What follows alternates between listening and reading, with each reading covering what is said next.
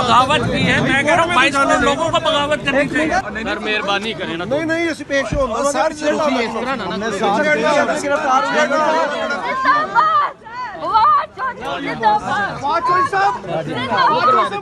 आपकी गिरफ्तारी का क्या मकसद है?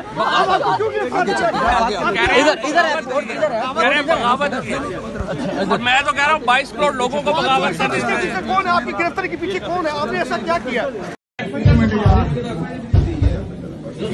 पढ़ लेते आप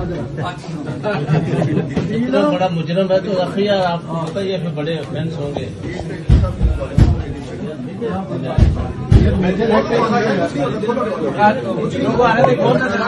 हमें जब भी मौका मिला इनके गले जो हैं उनमें वही रस्से फिट आएंगे जो हमारे आइन ने प्रोवाइड किए।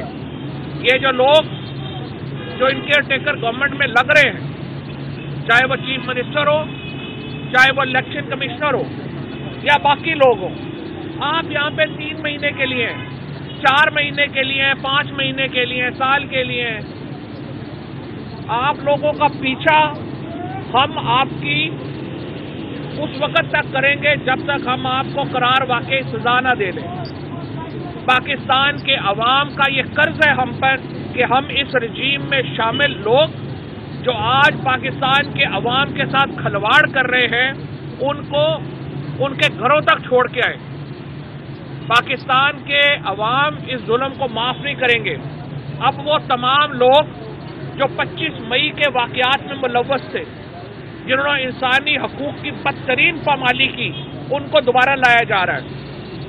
आज हमने इलेक्शन कमीशन में ये दरख्वास्त दी है कि ये लोग जो 25 मई के वाकयात में बराह रास्त मुलव्वस थे उनको पंजाब में तैनात ना किया जाए।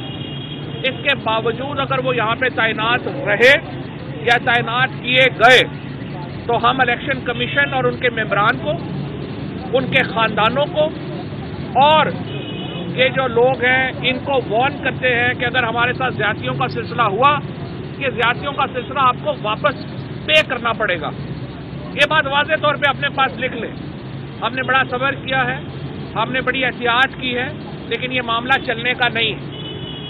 उसके बाद जिस तरीके से आज पाकिस्तान की पार्लियामेंट चल रही है, पाकिस्तान की पार्लियामेंट के अंदर इस वक्त नेशनल असेंबली के अंदर 40% नशिस्तें खाली हैं। ये नशिस्तें अगर आप दोबारा अभी फिल करना चाहते हैं आपको 17 से 20 अरब रुपया चाहिए।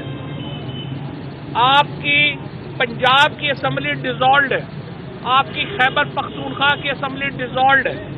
ये पूरा सेटअप नया क्रिएट करने के लिए आप अभी 45-50 अरब रुपया खर्च करें या 3 महीने बाद नेशनल असेंबली तोड़ें और फिर दोबारा इतने पैसे खर्चें 60% नशिस्तों के लिए। पाकिस्तान में इस वक्त 65% नशिस्तें खाली है हमारे ऐवानों में। 35% नशिस्तें बनाने के लिए दोबारा इंतखाबात होना नामुमकिन है। इसलिए मैं जुडिशरी से कहता हूं अपना किरदार अदा करें। ये बहरान आपकी वजह से आया है। अगर आज सुप्रीम कोर्ट ने स्पीकर की रूलिंग को इलेक्शनों तक जो है वो खत्म ना किया होता, पाकिस्तान में इलेक्शन हो चुके होते, आज पाकिस्तान में हर चीज जो थी वो अपनी प्लेस पे आ चुकी होती, अपनी जगह पे आ चुकी होती।